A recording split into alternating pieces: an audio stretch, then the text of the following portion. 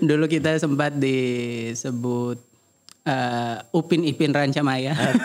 Karena memang guru-guru juga susah membedakan antara kita berdua.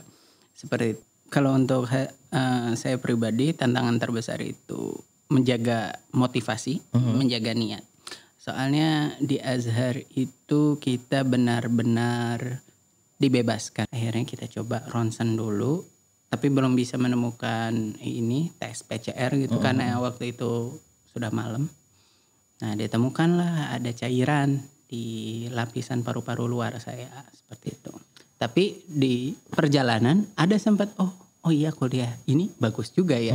Sempat melenceng. Tapi alhamdulillahnya waktu itu kan emang sempat cerita kepada kepala sekolah, itu selalu diarahkan. Cahaya Rancamaya Islamic Boarding School.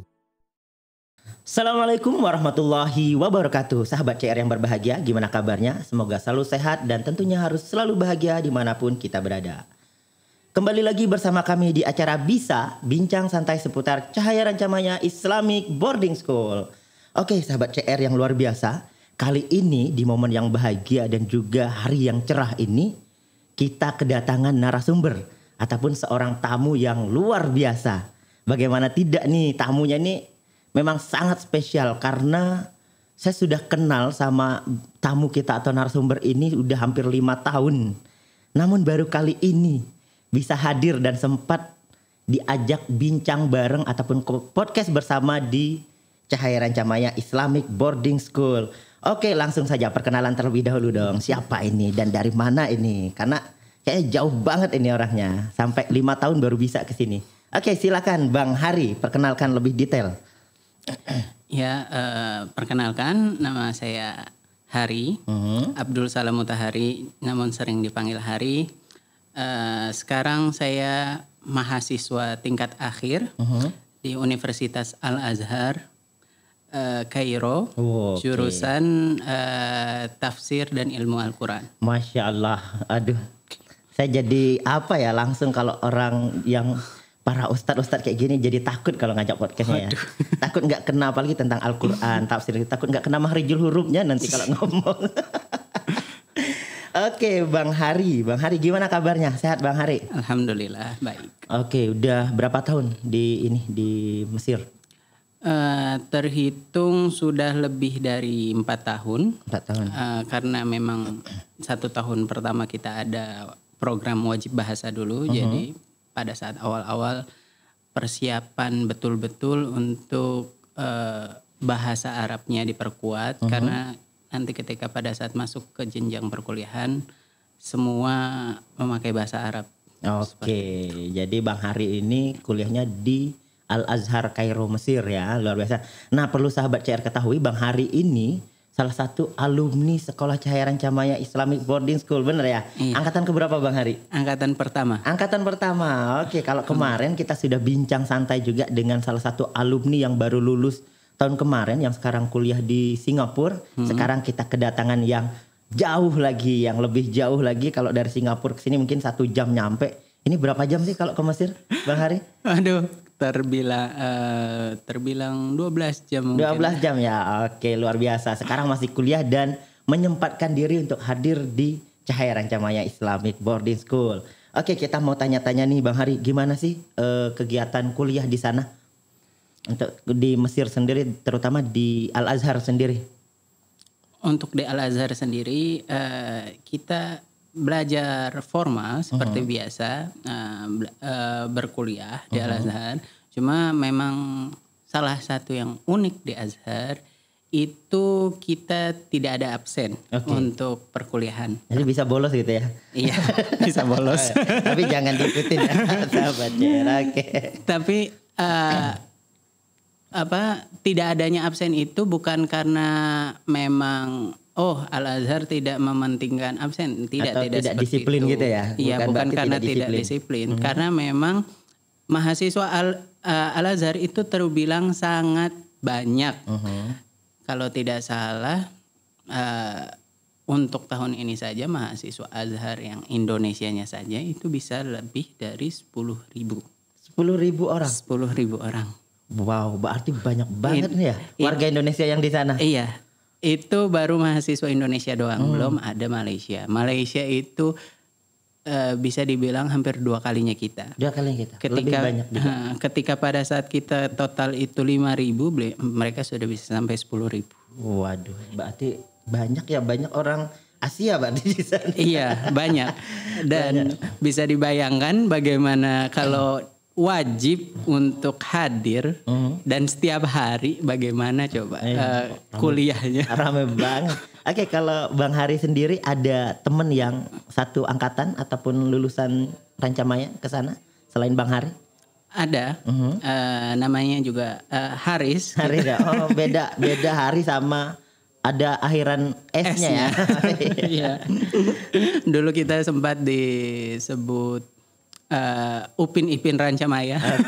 Karena memang guru-guru juga susah membedakan antara kita berdua. Seperti itu. Namun beliau masih di Mesir sekarang, belum ada kesempatan untuk pulang. Oh iya. Oke.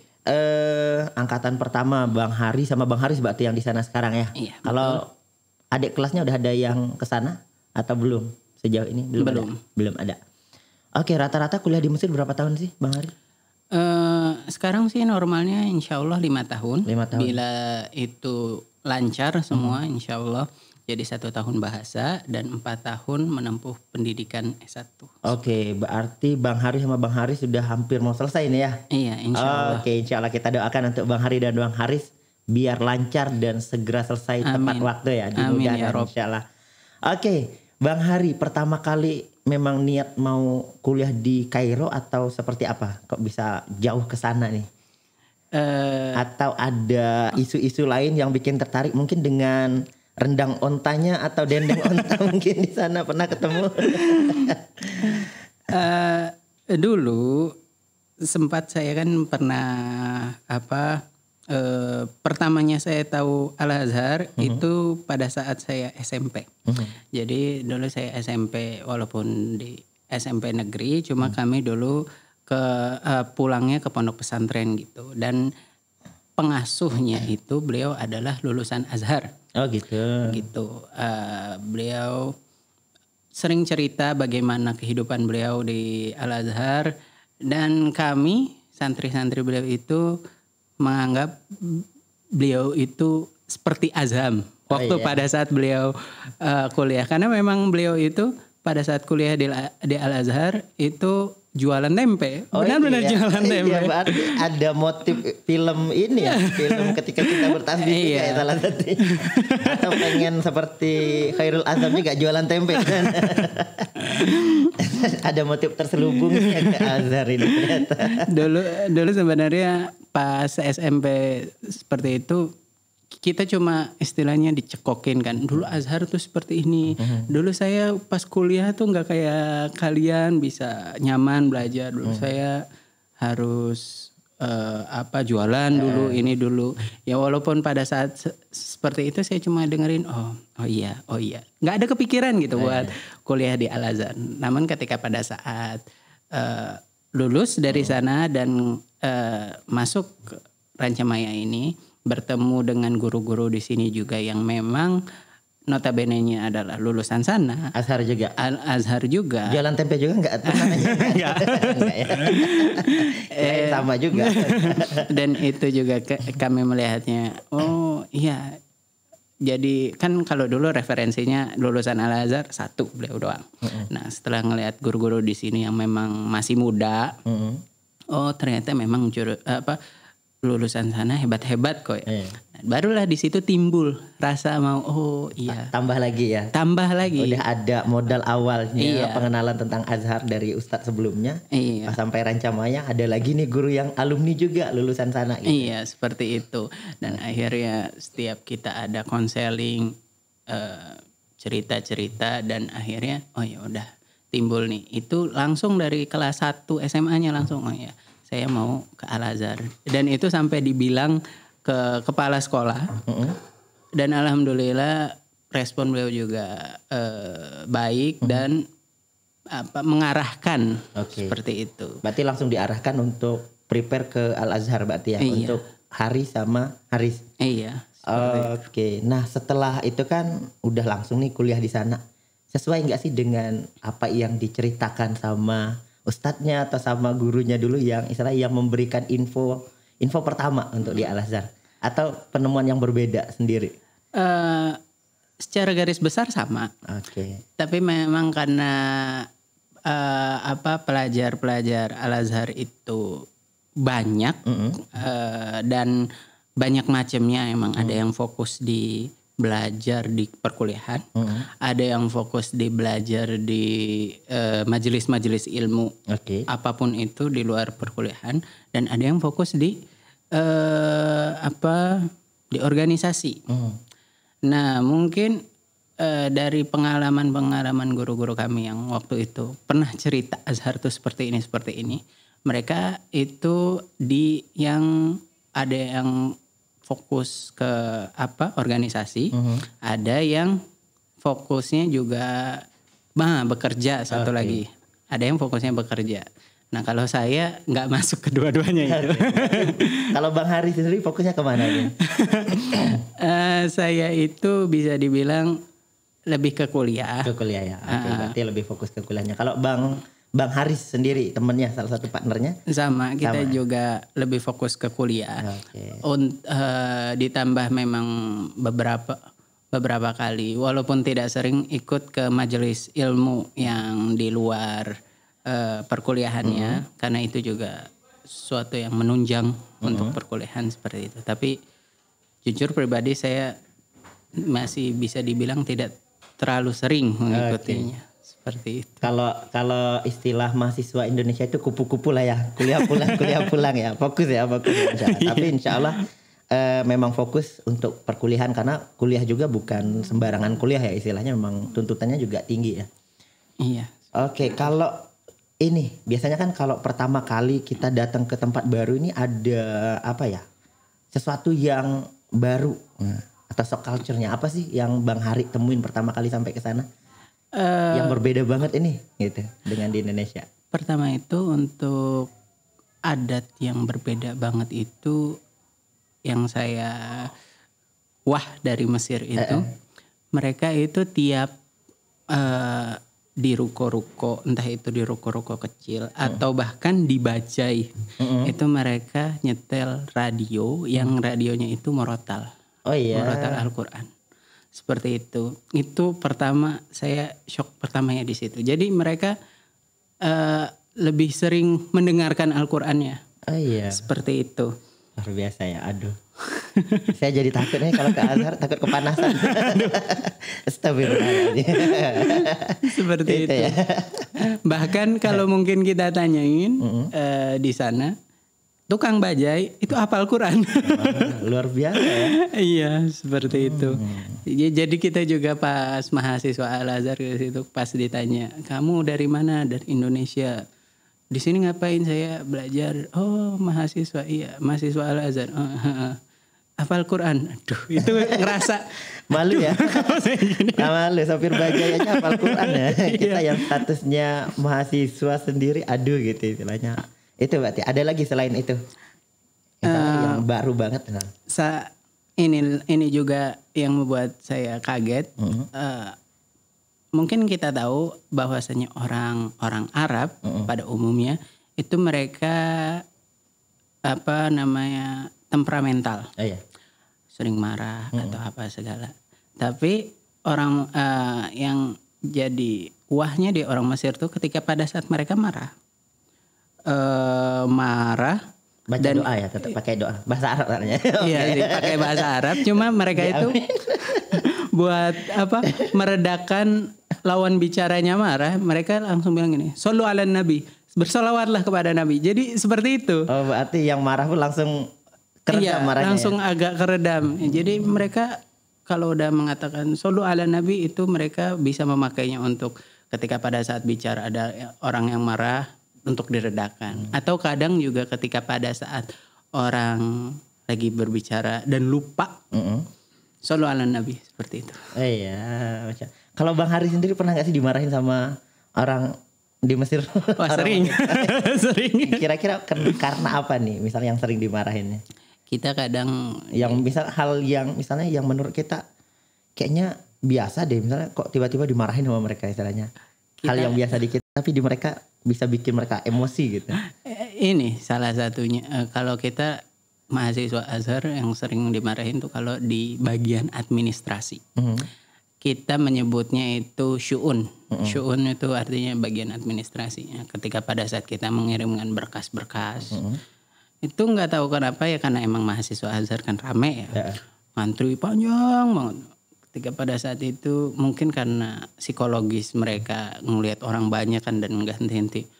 Marah-marah aja tuh. Gitu mereka tuh.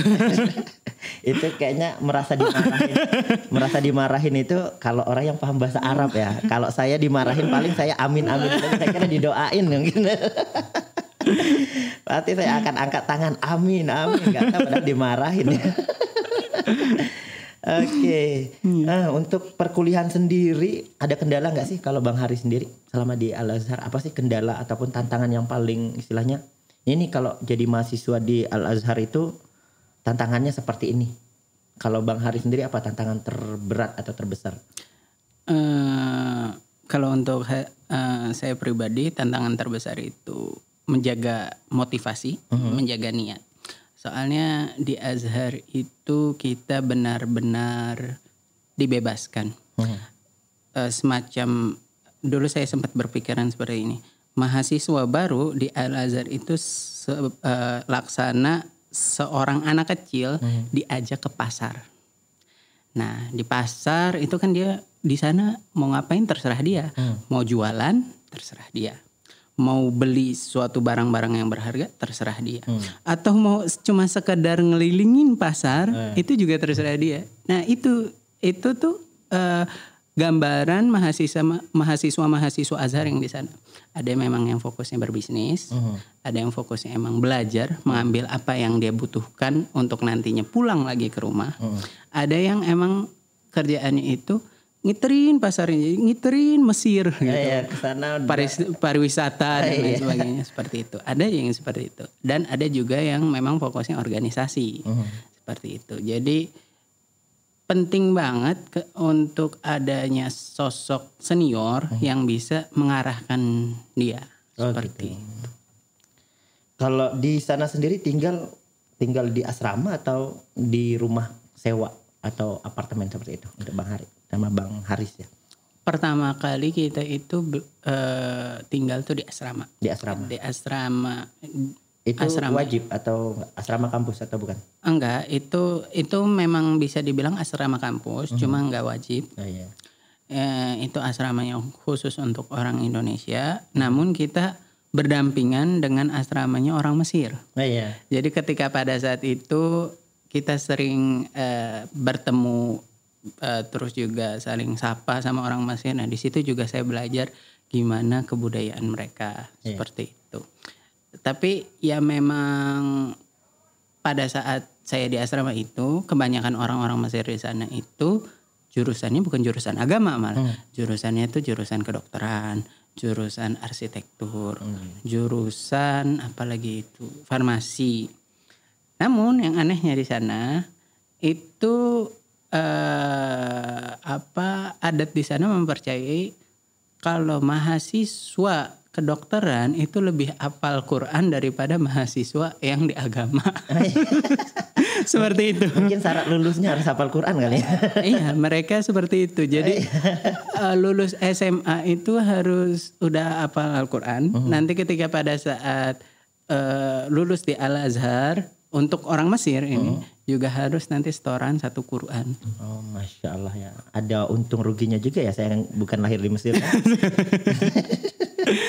Atau keluarga saya nggak pindah ke Mesir semenjak SD kalang kabut juga ini. Tapi alhamdulillah kalau untuk pelajar asing seperti kita itu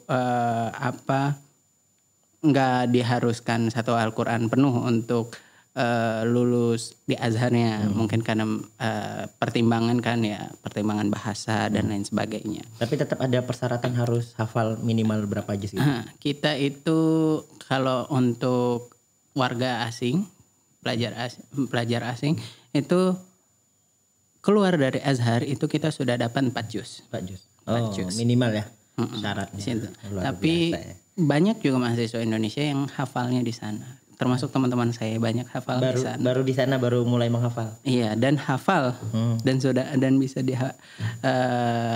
bisa dihatamkan sampai 30 juz. Masya Allah, luar biasa. Aduh, saya mau ke Al Azhar deh. Mau cari rendang onta, bukan menghafal Quran tuh. Oke, Bang Haris luar biasa ya. Nah, dulu kan kalau nggak salah sempat ada kabar Bang Haris ini dapat musibah. Nah, sakit juga, heboh juga nih di kita di sekolah gitu kan, karena sama alumni gitu kan, info di alumni. Itu gimana ceritanya kok bisa gitu? Waktu pas itu memang sakit. Awalnya itu ya masih terlihat seperti sakit demam biasa kan, ngedrop seperti itu. Cuma waktu pas kemarin sempat napas kok berat gitu. Akhirnya ya udah dibawalah ke rumah sakit. Itu pas pandemi atau setelah pandemi? Masih ada inilah momen-momen pandemi walaupun di akhir-akhir seperti itu. Nah, pertama dikasih obat ini. Udah nanti kamu coba nanti check up lagi seminggu. Lihat perkembangannya, minum obat ini sembuh atau enggak. Seperti itu. Itu ya kayak dokter 24 jam gitu deh. Oke. Nah, pas ada klinik 24 jam juga. Iya. Seperti itu. Kita nyebutnya itu Taisir. Nama tempatnya Taisir. Nah, setelah seminggu kemudian kan itu kita ke sana. Terus menyampaikan keluhannya seperti ini. Dokter bilang, coba kamu periksa dulu ini tanda-tandanya kayak COVID ini. Gitu. Seperti itu. Tapi juga beliau menambahkan, coba ini dicek di ronsen bagian dada. Soalnya ketika pada saat kamu bernapas, napasnya itu nggak kedengeran. Gitu. Akhirnya kita coba ronsen dulu.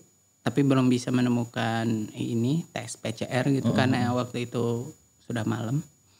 Nah, ditemukanlah ada cairan di lapisan paru-paru luar saya seperti itu. Dan harus dioperasi. Itu ternyata pas dicek sakitnya apa itu? Nah, indikasinya. Dokter sana tidak bisa mendiagnosa. Jadi nggak tahu gitu penyakitnya apa. Nggak ada mungkin ya. Nggak ada di sana penyakitnya. Penyakit bawaan dari Indonesia mungkin. Iya, seperti itu. Akhirnya kan singkat cerita udah dioperasi kecil, dikeluarkanlah cairannya. Dikeluarkan cairannya dan nggak tanggung-tanggung cairannya itu 2,5 liter. Banyak banget 2,5 liter. Banyak banget itu, bukan dikit ya. Iya, seperti itu. Nah, ini yang tadi saya ceritakan yang diambil sampelnya. Cek kata dokternya. Ini dari bakteri bukan. Dari kanker juga bukan.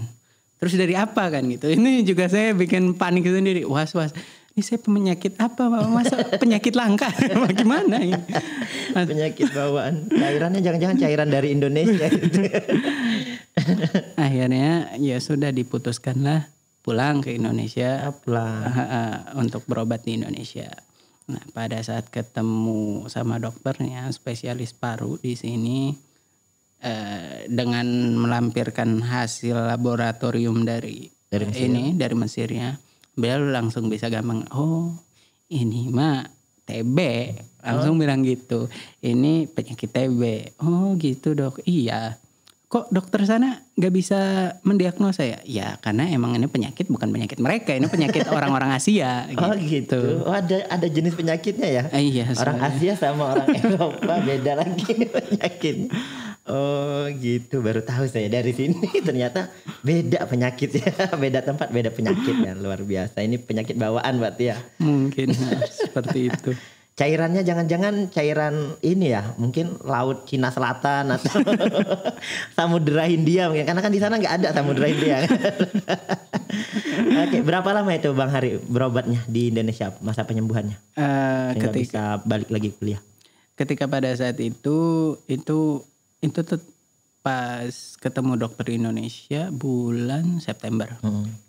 September awal. Nah, kemudian bilang ya udah ini kan udah tahu nih September diagnosanya kamu TB.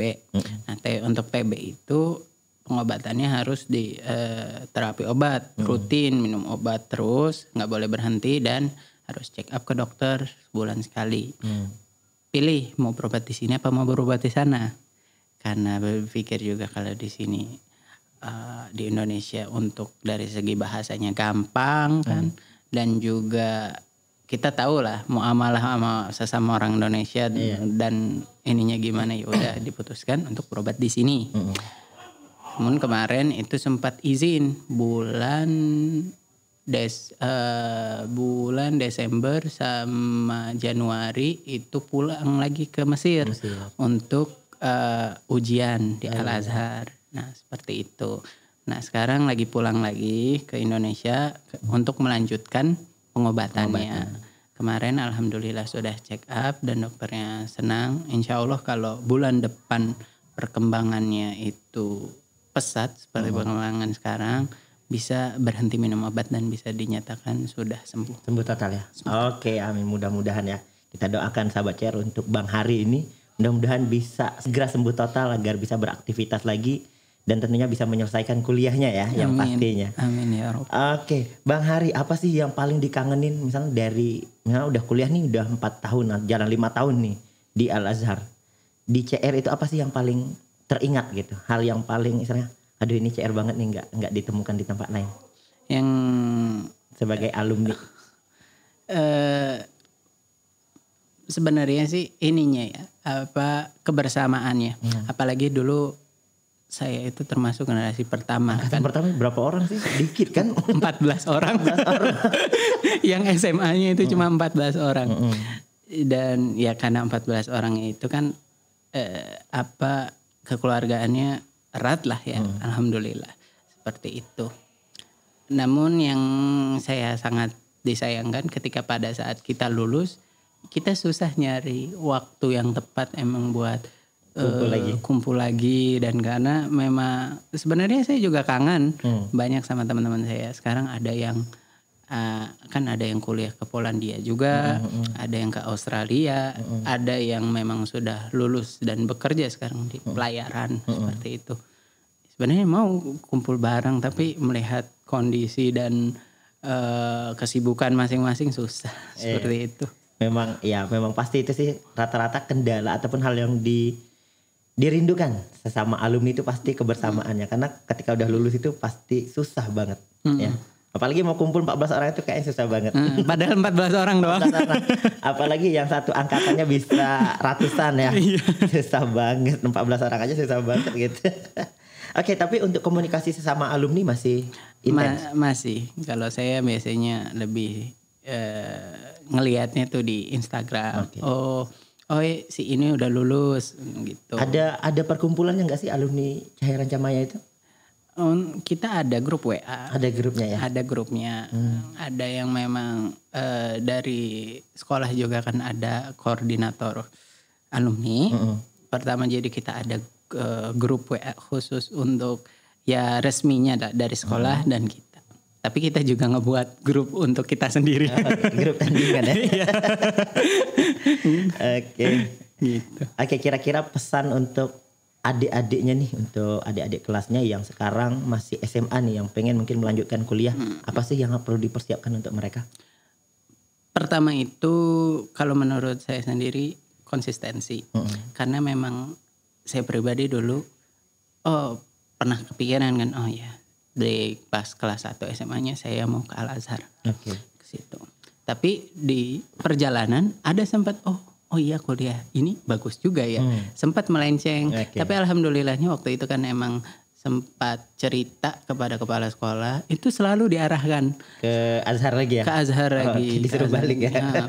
Sampai-sampai waktu pada saat kelas 3 waktu itu saya coba ngelobi kan ke kepala sekolah. Waktu itu kita memang belum terdaftar bidik misi.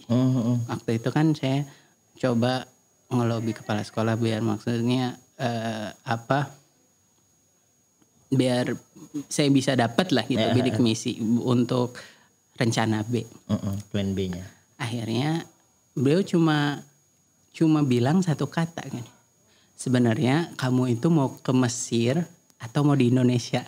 Di situ tuh saya jadi pukulan gitu buat saya. Ya Allah. Jadi kayak ya udah deh kalau kayak gitu. Saya fokus lagi aja. Akhirnya malah fokus ke Azhar lagi. Seperti itu.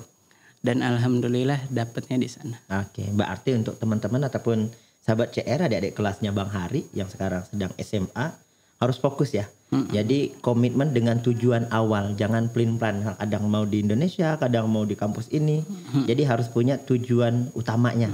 Menyiapkan plan B juga harus gitu. Cuma jangan sampai porsinya lebih banyak plan B-nya daripada plan A-nya ya. Karena ketika pada saat kita udah tahu tujuan kita, kita akan tahu step-stepnya itu apa. Apa yang harus dipersiapkan dan dilakukan. Tapi kalau misalnya kita cuma stagnan di saya mau kemana nih, oh kesini bagus, oh kesini bagus. Akhirnya step-stepnya itu nggak kita jalanin. Dan akhirnya ketika pada saatnya udah malah keluar, kita bingung mau kemana. Akhirnya oh ya udahlah, yang mana aja dapat. Oke, itu ya jadi sahabat ya. Oke Bang Hari, terima kasih atas waktunya, luar biasa ya, udah jauh-jauh hari, udah jauh-jauh mau datang ke sini dan menyempatkan waktunya. Sekali lagi kita doakan untuk Bang Hari dan juga teman-teman alumni sahabat CR semuanya, alumni CR Rancamaya, semoga pendidikannya ataupun perkuliahannya dimudahkan semuanya. Amin. Bisa lulus dengan hasil yang memuaskan dan juga tepat waktu. Tentunya selalu diberi kesehatan dan harus selalu bahagia dimanapun dan kapanpun kita berada. Amin. Oke, sekali lagi terima kasih Bang Hari atas waktunya. Dan sahabat CR yang berbahagia, kami pamit undur diri. Saya Harmain. Saya Hari. Kami akhiri. Wassalamualaikum warahmatullahi wabarakatuh. Cahaya Rancamaya Islamic Boarding School. Come and join us.